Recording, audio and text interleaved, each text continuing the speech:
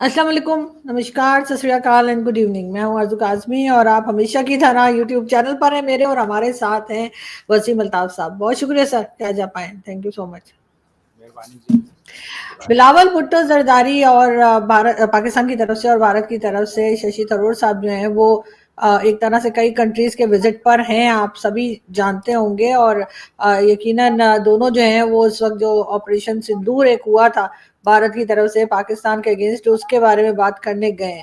اب اس میں ہم ذرا کمپیریزن کرنا چاہیں گے دونوں کنٹریز کا، جو ڈیلیگیشنز گئے ہیں اور جو بات کی جا رہی ہے یا جو بھی اچیومنٹ ہے۔ ٹھیک ہے، یہ بات صحیح ہے کہ بلاول صاحب بہت جونیئر ہیں ششی تھرور صاحب کے مقابلے میں، لیکن پھر بھی کہیں نہ کہیں سے انسان اسٹارٹ لیتا ہے، اور میرا ماننا ہے کہ جونیئرز بھی سم ٹائم سینئرز سے بہتر کام کر سکتے ہیں یا ان سے سیکھ بھی سکتے ہیں۔ تو سر سب سے پہلے تو بہت شکریہ کہ آج آپ آئے ہیں، اور اس کے بعد کیا کہیں گے آپ؟ اب تو ہمارا ڈیلیگیشن جو ہے پاکستان کا وہ یو کے پہنچ چکا ہے امریکہ سے۔ جی وہ یو کے پہنچ چکا ہے اور وہ اب پاکستان آنے کی تیاری کر رہا ہے۔ تو یہ جو 7 سے 10 مئی کے دوران ایک جھڑپ ہوئی یا اسکرمش کہہ لیں یا چلیں کانفلکٹ کہہ لیں، اس کو جنگ تو خیر بالکل نہیں تھی۔ اس کے بعد پھر دونوں ملکوں نے یہ ڈیسائیڈ کیا کہ ہم اپنے ڈیلیگیشنز بھیجیں گے مختلف جو پاور سینٹرز ہیں وہاں پہ، اور اپنا جو ہمارا ویو پوائنٹ ہے اس کو وہ پریزنٹ کریں گے وہاں جا کے۔ تو انڈیا نے 7 ایسے ڈیلیگیشنز ترتیب دیے، ویسے صرف ایک ڈیلیگیشن جو تھا وہ اس کو لیڈ کر رہے تھے ششی تھرور۔ اس کے علاوہ بھی 6 اور ڈیلیگیشن تھے جو اور ملکوں میں گئے ہیں۔ ہمارے ہاں ایک ڈیلیگیشن انہوں نے تیار کیا جس کو بلاول بھٹو لیڈ کر رہے تھے، اور اس میں حنا ربانی کھر بھی تھیں، اس میں شیری رحمان تھیں، اس کے علاوہ 2 فارن سیکرٹریز بھی تھے اس میں، ایکس فارن سیکرٹریز جلیل عباس جیلانی اور نائلہ چوہان، اور پھر ایک وہ سینیٹر تھیں بشرا انجم بٹ، مصدق ملک تھے، اور پھر ایک ایم کیو ایم کے صاحب تھے۔ اس طرح سے ایک ڈیلیگیشن بنا کے بھیجا گیا۔ اچھا اب اس میں فیصل صاحب زواری تھے ایم کیو ایم سے۔ فیصل زبزواری، جی وہ جو ایم کیو ایم کے وہ بھی تھے۔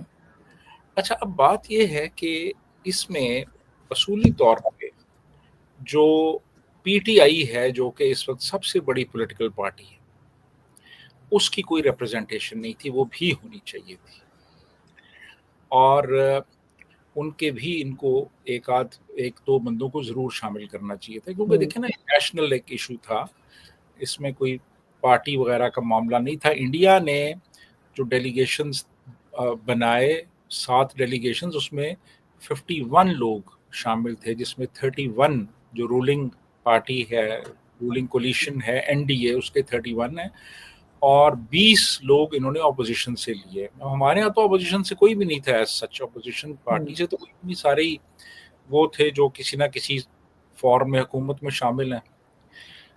تو یہ ایک تو یہ تھا جی کہ ہمارے ہاں جو ان کی ریپرزنٹیشن تھی وہ ایک نیشنل ریپرزنٹیشن اس کو نہیں کہا جا سکتا، انڈیا سے جو ریپرزنٹیشن تھی وہ نیشنل ریپرزنٹیشن۔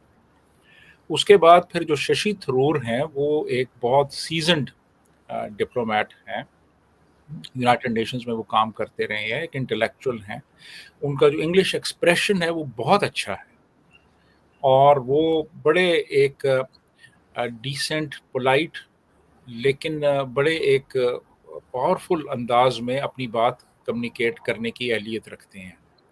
ہمارے ہاں سے بلاول بھٹو تھے جو ابھی ایک طرح کے اپرینٹس ہی ہیں، یعنی یہ سمجھ لیں کہ شیری رحمان اور حنا ربانی کھر کی سرپرستی میں وہ اپنی باتیں کر رہے تھے۔ دوسرا یہ ہے اس میں کہ جو انڈین ڈیلیگیشن ہے وہ وہاں پہ جا کے ان لوگوں کو ملا ہے جو فیصلہ ساز ہیں۔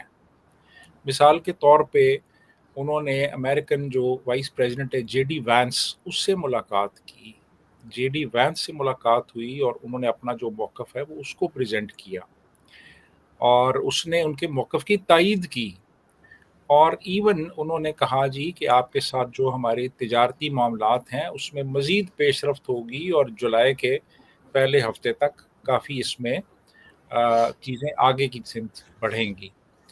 ہمارا جو ڈیلیگیشن تھا یہ زیادہ تر تھنک ٹینکس میں جا کے انہوں نے تقریریں کی ہیں. رینڈ کارپوریشن میں گئے, اٹلانٹک کاؤنسل میں گئے, اسٹمسن سینٹر میں گئے, U S institute of peace میں گئے. اب یہ جو ہیں یہ کوئی سچ فیصلہ ساز ادارے نہیں ہیں, یہ تھنک ٹینکس ہیں.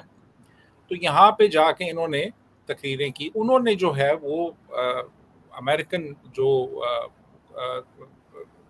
سمجھ لیں نا کہ اسٹیبلشمنٹ سے جا کے ڈائریکٹ انہوں نے بات کی, جو کہ ڈیسیژن لے سکتے ہیں اپنے طور پہ.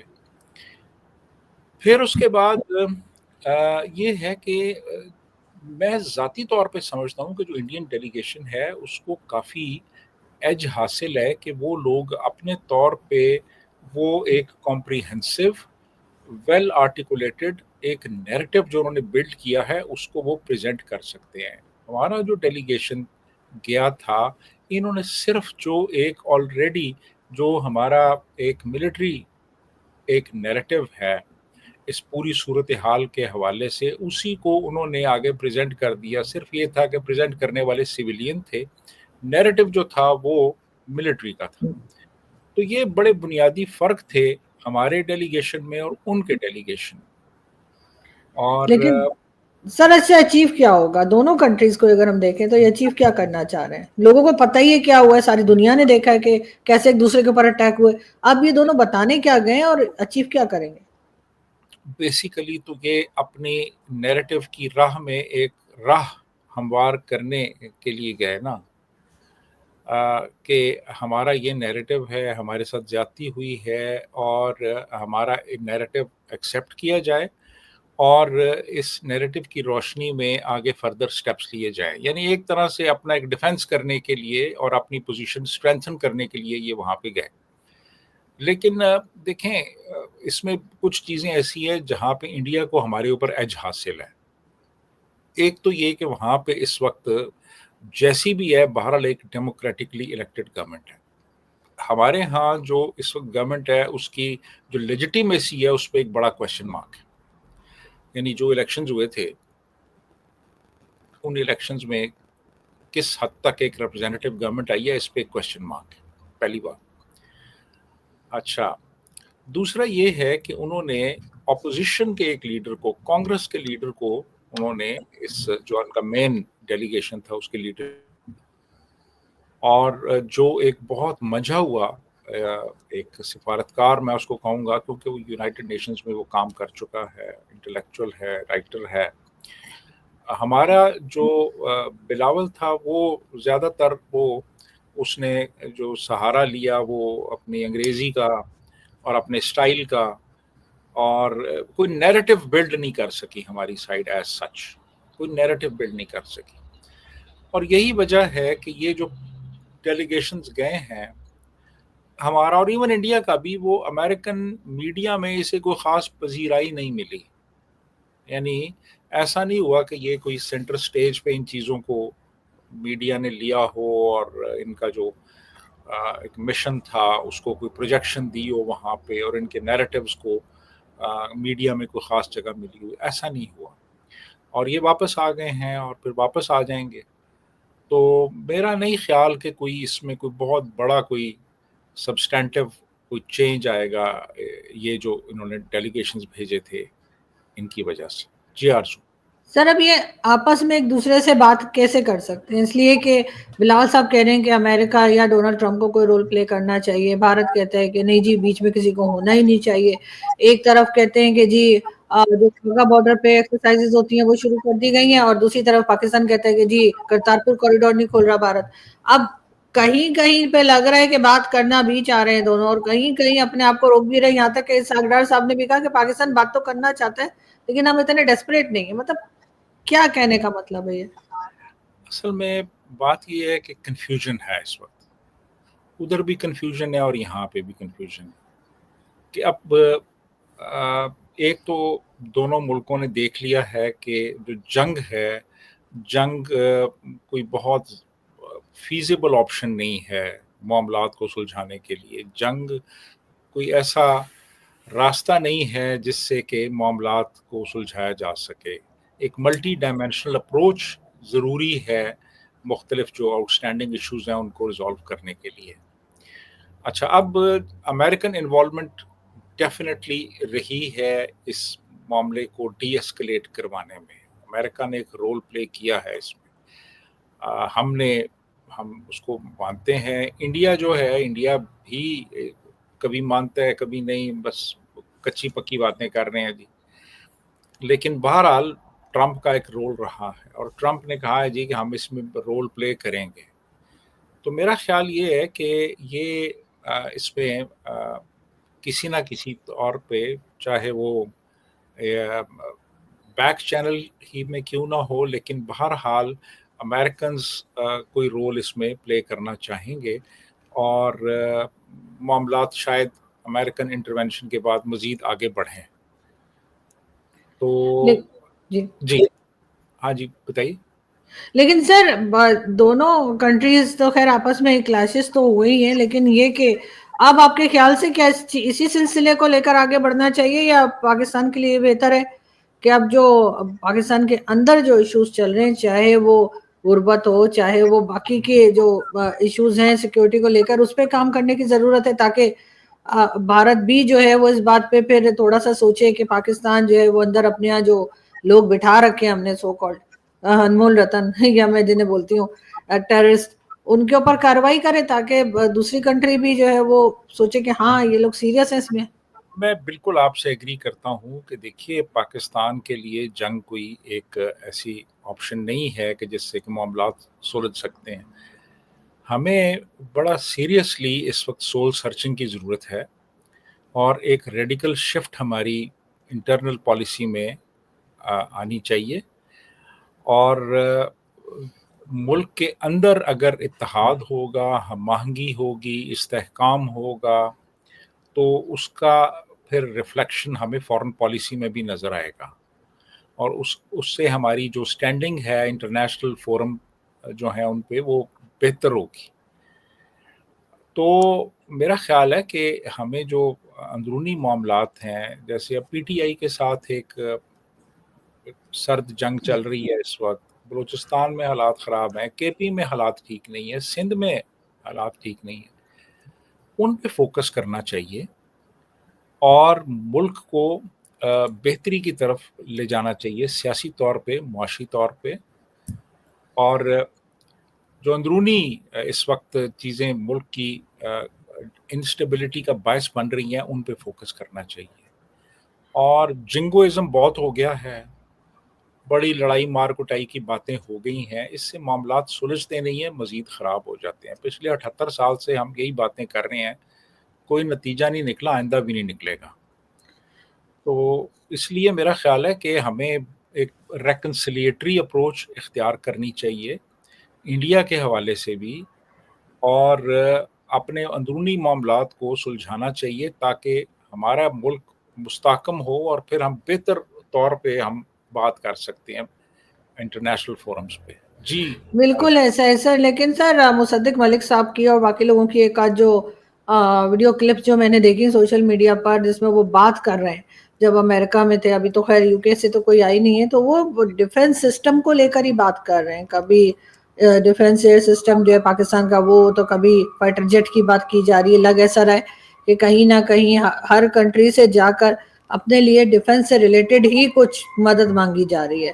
آپ کو لگتا ہے کہ بس یہ صرف فوکس وہیں رہ گیا؟ اس سے پہلے بھی جیسے ہم نے بھی بات کی تھی کہ وہ فیصل باؤڈر صاحب کا بھی کہنا ہے، اور کئی لوگوں کا کہ سارا پیسہ جو ہے بجٹ بھی جو آ رہا ہے، سب پیسہ جو ہے وہ ڈیفنس میں ہی لگا دو. تو باقی سب کیا کریں؟ وہ بھٹو صاحب کی طرح کیا گھاس کھائیں؟ کیا ایٹم بم بنائیں گے گھاس کھائیں گے؟ تو کیا باقی کاموں کو کیا چھوڑ دیا جائے؟ یہ ایک بہت بڑی مس انڈرسٹینڈنگ ہے ان لوگوں کی، کہ جو ملٹری اکوپمنٹ ہے اور جو ملٹری مائٹ ہے، وہ ڈیفنس کی ضامن ہوتی ہے. ڈیفنس کا ایک کمپوننٹ ہے جو ملٹری مائٹ ہے آپ کی. اس کے علاوہ بھی بہت سی چیزیں ہیں. اس کے علاوہ آپ کے ملک کی جو معاشی صورتحال ہے، آپ کی جو فارن پالیسی ہے، آپ کے آپ کا جو ملک کے اندر تعلیم اور صحت کی اور سوشل سیکیورٹی کی سہولیات جو لوگوں کو حاصل ہیں، لوگوں کا اور فوج کے درمیان جو ایک رشتہ ہے وہ کتنا گہرا ہے یا کتنا کمزور ہے، یہ ساری چیزیں مل کے تو پھر آپ کے ڈیفنس کو مضبوط بناتی ہیں۔ ہم سمجھتے ہیں کہ صرف توپوں اور ٹینکوں سے ہی ڈیفنس مضبوط ہوگا، ایسا نہیں ہوتا۔ ملٹری کی مضبوطی ڈیفنس کی مضبوطی نہیں ہوتی۔ روس سے زیادہ ملٹری مائٹ کس کی تھی؟ آپ دیکھیں نا، روس کے سوویت یونین کی بات کر رہا ہوں میں، تو اس کے ٹکڑے ہو گئے اور وہ اب روس رہ گیا صرف، باقی تو علیحدہ ملک بن گئے۔ یوگوسلاویہ بہت بڑی ایک ملٹری مائٹ تھی، وہ بھی آج کئی حصوں میں بٹا ہوا ہے۔ تو میرا خیال ہے کہ تھوڑا سا ہمیں سوچنا چاہیے، ہمیں اپنے ملک کے عوام پہ فوکس کرنا چاہیے، ملک کے جو معاشی مسائل ہیں ان کو حل کرنے کی کوشش کرنی چاہیے۔ ملک کے اندرونی جو معاملات ہیں جو بہت الجھے ہوئے ہیں اس وقت، ان پہ توجہ دینی چاہیے۔ بلوچستان میں کیا ہو رہا ہے، ہر جگہ پہ ہم یہی کہتے ہیں جی کہ ہم یہ کر دیں گے، وہ کر دیں گے، مار دیں گے، اٹھا لیں گے، ایسے نہیں ہوتے، ایسے سر مسائل حل نہیں سر ہوتے۔ سر بہت سی کئی جگہ پہ جب میری انڈیا میں بات ہوئی یا انڈیا سے کچھ لوگ آئے چینل پہ، تو ان کا یہ کہنا تھا کہ ہم نے کہا ہم پانی بند کر دیں گے، آپ کے یہاں سے بلاول بھٹو کہتے ہیں ہم خون کی ندیاں بہا دیں گے۔ کہتے ہیں آپ پانی اور خون کا کیا کمپیریزن ہے کہ ہم پانی کی بات کر رہے ہیں تو آپ خون بہانے کی بات کر رہے ہیں۔ تو وہ کہتے ہیں وائلنس کہیں نہ کہیں ہمارے جو سو کالڈ لیڈرز ہیں ان کی باتوں میں بھی ایک طرح کی وائلنس اور اس طرح کی باتیں کیوں ہیں؟ دیکھیں نا جی، بات یہ ہے کہ شروع سے ہی جو گرومنگ ہوئی ہے جس طریقے سے کہ ہر چیز کو، ہر طرح کی اپوزیشن کو طاقت سے، فورس سے، وائلنس سے ہینڈل کرنا ہے، ہر چیز کا حل وائلنس ہے۔ ہمارے جو رول ماڈلز ہیں، آپ چاہے اورنگزیب کو لے لیں، اس سے پہلے محمود غزنوی کو لے لیں، محمد بن قاسم کو لے لیں، یہ سارے وائلنس کے ذریعے ہی معاملات حل کرتے رہے نا۔ یہ تو وائلنس کا سہارا لیتے رہے، ان کو ہم نے ہیرو بنایا ہوا ہے، تو ہمارے ہیرو جو کرتے رہے ہیں، جو خون کی ندیاں بہاتے رہے ہیں، اگر کوئی غیر مسلم ملا تو آپس میں شروع ہو گئے ہیں، تو انہی کو سامنے رکھ کے وہی جب رول ماڈلز آپ کے ہوں گے تو پھر بلاول بھٹو بھی وہی بات کرے گا نا، وہ امن اور سکون کی بات تو نہیں کرے گا۔ تو یہ اس طرح کی کنڈیشننگ ہوئی ہے پوری قوم کی کہ وائلنس کا سہارا لیا جائے ہر مسئلے کے حل کے لیے۔ وائلنس، یہ کر دو، وہ کر دو، اٹھا لو، مار دو، خون کی ندیاں بہا دو، یہ کنڈیشننگ ہوئی ہے۔ لیکن ان کو یہ نہیں پتا یار کہ یہ جب آپ خون کی ندیاں بہاتے ہیں تو پھر اس کا نتیجہ کیا ہوتا ہے، پھر وہ صرف ایک طرف خون کی ندیاں نہیں ہاں بہتی، دوسری طرف بھی بہتی ہیں۔ ایٹم بالکل بم آپ چلائیں گے نا تو ایٹم بم دوسروں کے پاس بھی ہے۔ تو یہ مت سوچیں کہ آپ جیت جائیں گے ایک ایٹم بم چلا کے اور آپ کے اوپر ایٹم بم نہیں گرے گا، ایسا نہیں ہوتا۔ ایٹم بم چلانے کے لیے نہیں بنایا جاتا، وہ صرف ایک ڈیٹرنس ہوتی ہے۔ تو بالکل ایسے، لیکن سر ہمارے یہاں تو سر روٹین میں یہ دھمکیاں چلائی جاتی ہیں کہ ہمارے پاس نیوکلیر پاور ہے، ہم ایٹم بم چلا دیں گے، اور اس طرح کی باتیں تو اکثر ہی ہمارے یہاں لوگ کیا کرتے ہیں۔ آپ کو پتہ ہے شیخ رشید صاحب نے کئی بار پاؤ کے بم بھی پھینکے تھے بھارت میں، کہہ رہے تھے پھینک دیں گے ہم۔ طاقتور حلقوں کو خوش کرنے کے لیے باتیں کرتے ہیں نا۔ بلاول نے بھی جو باتیں کی ہیں تو بلاول انڈیا کو تو نہیں سنا رہا تھا نا، وہ تو کسی اور کو سنا رہا تھا۔ مصدق ملک انڈیا کو تو نہیں بتا رہا نا، وہ تو کسی اور کو بتا رہا ہے۔ یہ لوگ تو اپنی نوکریاں پکی کر رہے ہیں، جنہوں نے نوکریاں دی ہیں ان لوگوں کو، ادروائز ان کی کیا اوقات ہے، کیا کیونکہ حیثیت۔ سر ایک کنٹری جہاں کے لوگ جو ہے وہ 45% جو ہے وہ غربت کی لکیر سے نیچے جا چکے ہیں، یہ میری آپ کی بات نہیں ہے، یہ ورلڈ بینک کی رپورٹ ہے، اور اس میں کہا گیا ہے کہ 44.9% پاکستانی جو ہیں وہ غربت کی لکیر سے نیچے ہیں، اور بھارت میں 5.3 بتایا انہوں نے۔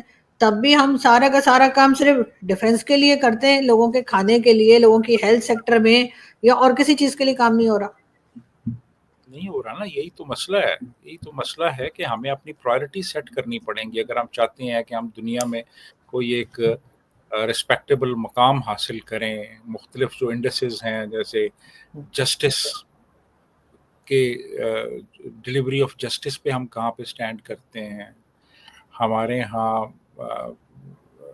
لٹریسی کی کیا پرسنٹیج ہے, ہمارے ہاں مڈل کلاس کتنی ہے, ہمارے پاسپورٹ کی کیا رینکنگ ہے. تو ان چیزوں میں آئیں اور ان میں انڈیا کا مقابلہ کریں آپ. انڈیا ان بالکل تمام چیزوں میں آگے آپ سے, یہاں پہ مقابلہ کریں آ کے پہلے, اس کے بعد خون کی ندیاں بہانے کے بارے میں سوچیں. اگر وہ بھی کر رہا ہے تو وہ ذرا بعد میں اس طرف بعد میں آئیں, پہلے یہاں پہ آئیں. لیکن نعرے بازی جو ہے یہ ہمارے نیشنل کریکٹر کا حصہ بن چکی ہے, اور اس کی وجہ یہ ہے کہ ہمارے اوپر جو لوگ بیٹھے ہیں وہ نعرے مارتے ہیں, اور وہ ایکسپیکٹ کرتے ہیں کہ سارے نعرے ماریں. ہمارے تو یونیورسٹی کے کالجوں نے اور یونیورسٹی کے وائس چانسلرز نے کھڑے ہو کے نعرے مارے. اب آپ خود سوچیں کہ ایک پی ایچ ڈی جس نے کی ہے, جس نے کوئی 40 ریسرچ پیپرز لکھے ہیں, جو یونیورسٹی کا وائس چانسلر ہے, وہ کھڑا ہو کے نعرے مار رہا ہے, تو وہ کیسا لگے گا وہ بندہ؟ اس بالکل میں ایک گلی کے ایک موالی میں کیا فرق رہ جائے گا؟ ایک پڑھا لکھا بندہ تو نعرے نہیں مارتا نا, نعرے تو ان پڑھ لوگ مارتے ہیں, جاہل لوگ بالکل ایسے ہے. نعرے مارتے ہیں. اگر کوئی سمجھنے کو, جی ان کے پاس ہوتا کچھ نہیں ہے نا کہنے کو. ہاں, وہاں خالی پہ برتن ہوتا ہے نا, ڈھول شور زیادہ کرتا ہے. جہاں کچھ بھی نہیں ہوتا آپ کے پاس کہنے کو, آپ نعرے مارتے ہیں, وہاں نعرے مار دیتے ہیں آپ. کئی مرتبہ ایسے ہوا, میں نے دیکھا کہ کوئی کہیں پہ سیمینار ہے, وہاں پہ کسی نے کوئی بات کر دی. پرویز ہود بھائی تھے ایک سیمینار میں, تو انہوں نے کہا جی کہ جو 2 قومی نظریہ ہے وہ ارریلیونٹ ہو چکا ہے, پاکستان بن گیا, اب وہ ارریلیونٹ ہو چکا ہے. تو اب ایک بندہ اٹھا وہاں سے آڈینس میں سے, اور اس نے کہا پاکستان زندہ باد, کیونکہ اس کے پاس کچھ تھا ہی نہیں کہنے کے لیے. تو جب آپ کچھ نہیں ہوتا آپ کے پاس, تو پھر آپ اس قسم کی باتیں کرتے ہیں. تو دیکھ لیں, یہی چیز ہے ہمارے ہاں. اب لوگوں کے پاس کہنے کو ہے نہیں, اس لیے نہیں ہے کہ کبھی سوچا ہی نہیں ہے. وہ اسٹیٹ بالکل ہماری وہ ایک نیریٹو بلڈ کرتی ہے, اور آپ اسی کو حقیقت سمجھ کے اسی پہ بات کرتے ہیں. آپ اپنے دماغ کو آپ نے کبھی استعمال ہی نہیں کیا. جی آرزو, ایسا ہی لگتا ہے سر کہ دماغ واقعی میں میجورٹی نے استعمال نہیں کیا, ورنہ یقیناً بہت سی چیزیں ایسی ہیں جو پاکستان میں اس وقت ٹھیک ہو گئی ہوتی ہیں, اور ہمارے پاسپورٹ کی بھی دنیا میں عزت ہوتی ہے, لیکن ایسا نہیں ہے. بہت شکریہ کہ آپ نے آج جوائن کیا. Thank you. Thank you.